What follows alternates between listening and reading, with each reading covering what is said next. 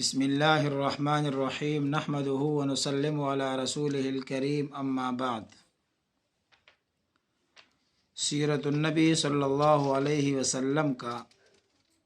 53 number سبق ہے۔ 52 number پہ آپ سن چکے ہیں کہ جناب رسول اللہ صلی اللہ علیہ وسلم اپنے گھر سے نکلے اور صدیق اکبر رضی اللہ تعالی عنہ کے گھر تشریف لے گئے، اور پھر آپ واپس آئے اور رات کا انتظام کیا کہ ہم نے فلاں وقت میں گھر سے فلاں راستے پر نکلنا ہے، اور کفار نے آپ کے گھر کا احاطہ کیا ہوا تھا، لیکن رسول اللہ صلی اللہ علیہ وسلم کو اللہ تعالیٰ نے معجزہ دیا۔ آپ نے ریت اٹھائی اور وجعلنا من بین ایدیہم آخر تک یہ آیت پڑھتے ہوئے گھر سے نکلے، اور وہ ریت آپ نے پھینکا اور وہ ریت ان کی آنکھوں میں لگا، سر میں، اور ان کو پتہ ہی نہیں چلا، اور اللہ کے رسول نکل گئے، اور آپ نے اپنے بستر پر حضرت علی رضی اللہ تعالی عنہ کو چھوڑا۔ رسول اللہ صلی اللہ علیہ وسلم 27 صفر نبوت سن 14 اور بمطابق 12-13 ستمبر 622 عیسوی کو آپ گھر سے نکلے، اور رسول اللہ صلی اللہ علیہ وسلم ابوبکر صدیق رضی اللہ تعالیٰ عنہ کے گھر تشریف لے گئے، اور پھر ابوبکر صدیق رضی اللہ تعالیٰ عنہ کے گھر کے دیوار کی ایک کھڑکی جو پچھلے جانب گھر کی تھی وہاں سے نکلے خلاف معمول، اور طلوع فجر سے پہلے پہلے اللہ کے رسول وہ جو 2 سواریاں صدیق اکبر رضی اللہ تعالیٰ عنہ نے پالی تھی ان کو چھوڑا اور پیدل نکلے۔ بعد میں یہ سواریاں غار پہنچائی گئی اور پھر آپ مدینہ منورہ کے لیے اس پر نکلے، لیکن یہاں سے آپ پیدل نکلے، اور آپ نے راستے کا رخ تبدیل کیا۔ مشہور راستہ مدینہ منورہ کی طرف جانے کے لیے وہ شمال کے جانب تھا، لیکن آپ نے یمن کی جانب رخ کیا اور کچھ 5 میل کا فاصلہ پیدل طے کیا،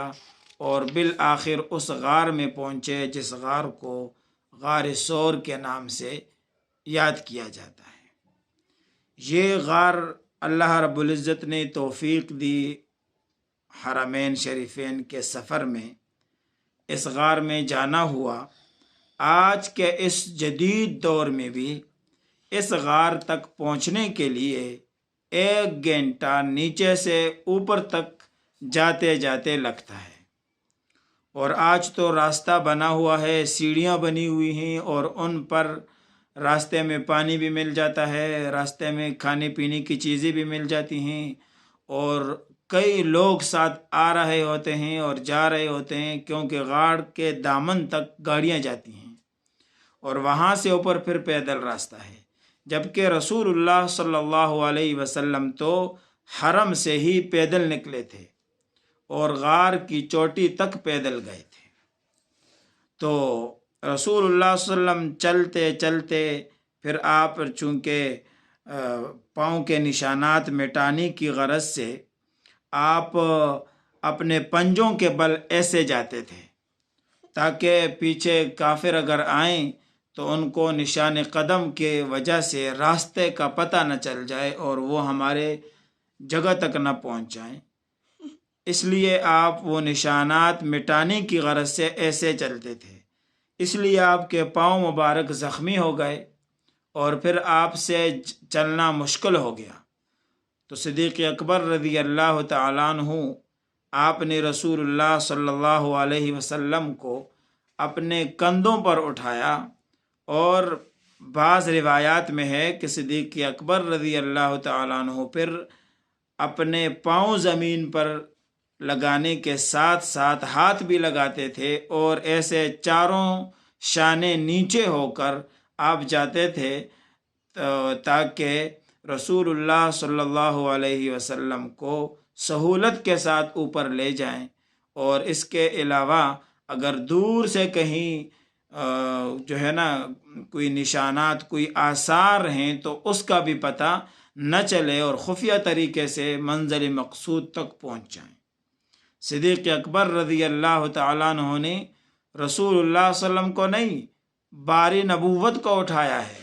اور نبوت نے بار وحی کو اٹھایا ہوا تھا۔ قرآن کریم جیسی وحی اللہ کے رسول پر اترتی تھی، اور رسول اللہ صلی اللہ علیہ وسلم کی وحی والی نورانی جسم کو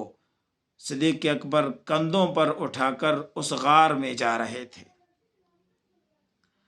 اور غار کے دہانے پر پہنچ کر صدیق اکبر رضی اللہ تعالیٰ عنہ نے رسول اللہ صلی اللہ علیہ وسلم سے ارشاد فرمایا کہ بلکہ رسول اللہ صلی اللہ علیہ وسلم پہلے جانے لگے تو رسول اللہ صلی اللہ علیہ وسلم کو روکا صدیق اکبر نے، اور فرمایا کہ خدا کے لیے آپ باہر رہیں، میں پہلے اندر جاتا ہوں، اس کی صفائی کروں گا، پھر آپ کو بلاؤں گا، پھر آپ آئیں۔ صدیق اکبر رضی اللہ تعالیٰ عنہ غار میں گئے، غار کے اندر جھاڑو لگایا اپنے کپڑے کے ذریعے سے، اور اس کے بعد اس میں سوراخ تھے، ان کو اپنے تہبند کے کپڑے کو پھاڑا اور سوراخوں کو بند کیا، اور پھر 2 سوراخ رہ گئے، کپڑا ختم ہو گیا تو آپ نے ایک سوراخ میں پھر اپنے جو ہے وہ ایڑی رکھی، اور دوسرے سوراخ میں کپڑے کا کچھ ٹکڑا رکھا، اور پھر رسول اللہ صلی اللہ علیہ وسلم کو آواز دی، اور رسول اللہ صلی اللہ علیہ وسلم اندر تشریف لے آئے۔ بعض روایات میں ہے کہ دونوں سوراخ پر جو قریب قریب تھے تو صدیق اکبر نے رضی اللہ تعالی عنہ نے اپنے پاؤں رکھ دیے، 2 سوراخ تھے، تو رسول اللہ صلی اللہ علیہ وسلم کو بلایا، پھر رسول اللہ صلی اللہ علیہ وسلم اندر تشریف لے گئے، اور رسول اللہ صلی اللہ علیہ وسلم صدیق اکبر کی گود میں سو گئے۔ اب اس منظر کو الفاظ میں بیان نہیں کیا جا سکتا کہ پہلے نبوت صدیق اکبر کے کندھوں پر، اور اب رسول اللہ صلی اللہ علیہ وسلم کا سر اقدس، جسم اقدس صدیق اکبر کی گود میں، اور رسول اللہ صلی اللہ علیہ وسلم یہاں پر صدیق اکبر کی نگرانی میں آرام فرما رہے ہیں، اور ناموسی رسالت جس کی دفاع صدیق اکبر رضی اللہ تعالیٰ عنہ مکے میں کرتے تھے، آج ذاتی نبی کا دفاع غار میں کر رہے ہیں۔ اس لیے یہ 2 بڑی عبادتیں ہیں، ذاتی نبی کی حفاظت کرنا اور ناموسی نبی کی حفاظت کرنا۔ یہ تمام عبادات کی جڑ اور اصل ہے توحید کے بعد۔ صدیق اکبر رضی اللہ تعالیٰ عنہ کو اس دوران بل سے نکلنے والے سانپ نے ڈسا، اور اس کا زہر صدیق اکبر رضی اللہ تعالیٰ عنہ کے جسم میں پھیلا،